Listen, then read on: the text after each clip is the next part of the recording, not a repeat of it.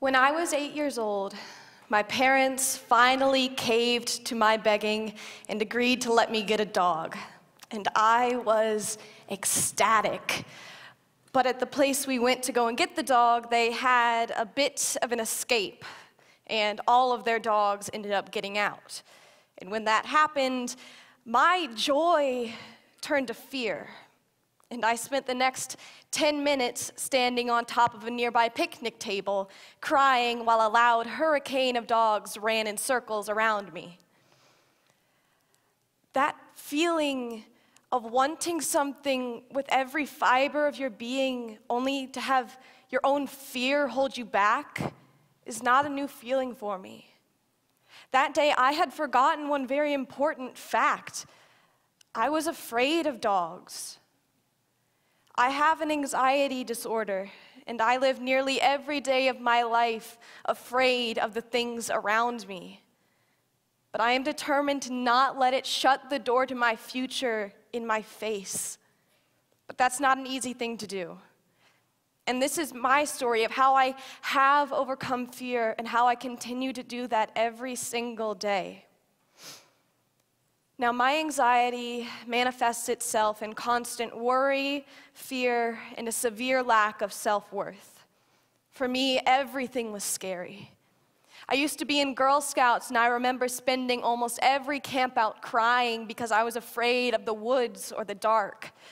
I always had to share a tent with my mom because I was too afraid to sleep anywhere else. I used to cross swinging bridges, crying and alone. And I would scream at anyone who dared to step on it and make it swing while I was still on it. I lived my life afraid of nearly everything, from normal things like heights and dogs, to stupid things like stairs without railings, and of getting dirty. And worst of all, my friends and family had to cater to my fear. I noticed every crossed arm, every rolled eye, every groan, and every sigh. I saw their annoyance, and I hated it. It only made me hate my fear and myself even more than I already did. Every day felt like an uphill battle, as if happiness was this foreign concept that was locked behind 3 inches of solid steel, and I didn't have the key. And my anxiety came to an all-time high my freshman year of high school. Everything was so much harder. By the end of that year, I had a twitch in my left eye, and my hands had a constant tremor because of stress and lack of sleep. So that summer, I went to a psychiatrist, and I was diagnosed with general anxiety disorder, and I was started on medication. That summer, I finally knew what the problem was. I finally knew that this fear was something real, and I just wasn't a wuss. I finally knew how to tackle my fear, and that summer, I could finally unlock the door to being happy. Now, for the past 8 years, I've gone to week-long summer camps at Camp Kern. And the first time I went, I was about 9 years old. And I remember going ravining with a group of campers and counselors. And we got to a ledge. It was about a 3 to 4 foot drop and covered in mud. And I refused to put 1 foot near that edge. Everyone else went on without me while I stayed behind with 2 counselors. I spent nearly half an hour sobbing while they tried to convince me to at least try it. And by the time I finally decided to trust them and do it, the group had returned, and it was time to go to lunch. I had never been so disappointed in myself. They have a motto at Camp Kern: challenge by choice. I was challenged, and I chose to give up. And I spent the next 4 years backing out of challenge after challenge after challenge. But then, the summer I was diagnosed, I went to Camp Kern, And for the first time in my life, I could be happy without having to work so hard for it. For the first time in my life, I wasn't frozen by my fear.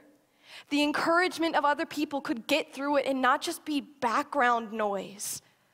For the first time in my life, I could decide what I wanted to do without having my terror tell me what I wanted to do. That summer, I went ziplining in the middle of the night. I rappelled down a tower in near darkness. I rode a horse bareback. I did things that I had never had the courage to do before. And when I got back from Camp Kern, I asked my mom, "Is this what it feels like to be happy?" And she said yes. Now, this change was not immediate. A lifetime of fear and anxiety wasn't just fixed in 1 week or even 1 year or a lifetime. I will always have this fear. But what is different is I'm not frozen by it. I can overcome it. I finally have the courage to do that.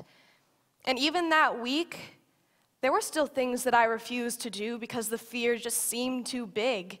At one point, I refused to go down a muddy embankment. At one point, I refused to go swimming in the river. It took 2 more years of tears, tentative steps, and trembling hands before I was finally able to do everything that I was challenged to do. And that was last year. And even then, I was terrified. At one point, we went down a steep, winding trail. It was pitch black, raining, covered in mud. And I cried every step of the way down. At some points, I was crying so hard that my eyes were filled up with tears to the point I couldn't even see the trail in front of me. I went down half that trail by scooting along on my butt, and the other half by clutching someone's hand.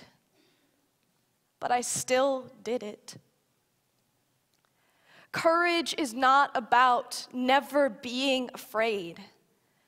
Courage is being terrified and doing it anyway.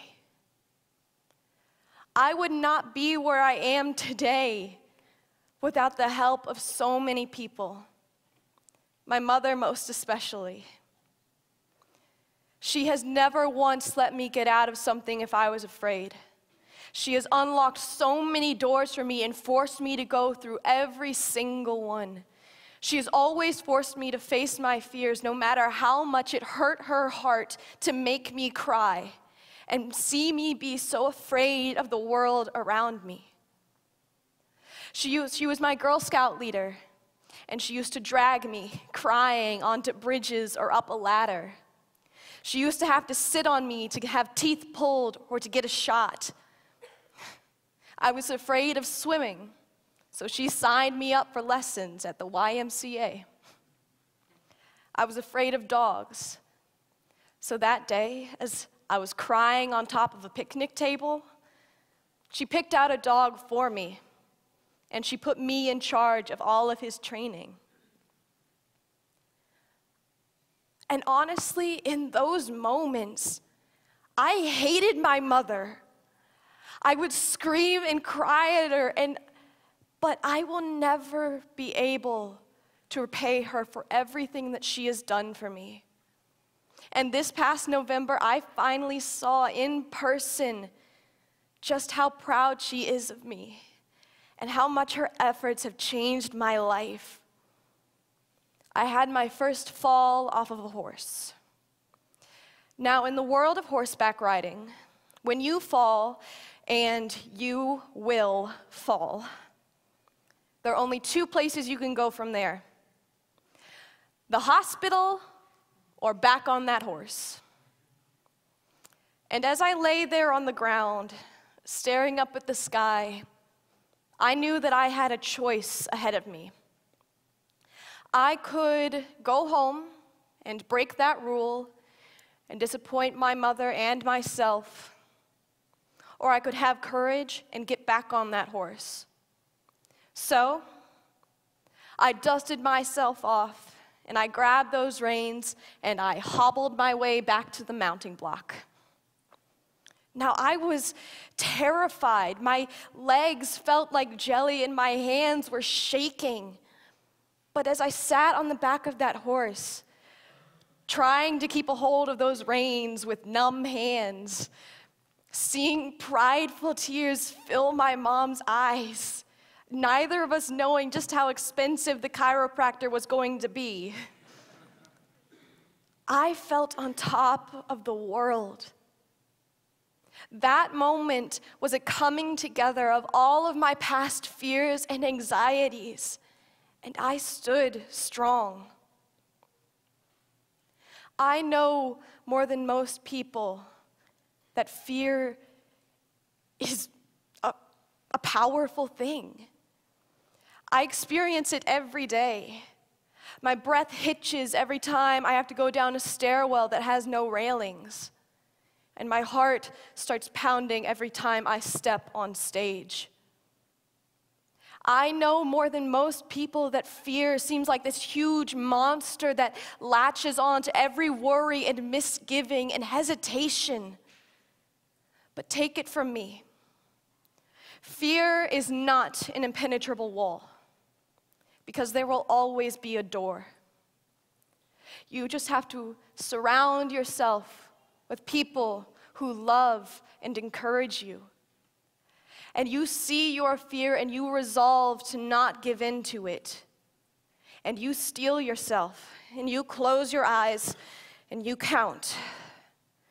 1, 2, 3. And you open that door and you find out for yourself what lies on the other side. Thank you.